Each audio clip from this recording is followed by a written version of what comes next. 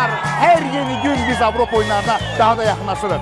Bu bayram əhval-ruhiyyəsi ölkənin hər yerində hiss olunur. Biz bu dəqiqə Azərbaycanın ən qədim şəhərlərindən biri olan Gəncədəyik. Bugün burada meydanda 6000-dən çox gənc toplaşıb ki, dünya rekorduna imza atsınlar. 6000-dən çox Avropadan gələn idmançıdır, 6000-dən çox gəncləri bax belə özünü məxsus şəkildə salamlayırlar. Bütün idmançılara salamlar.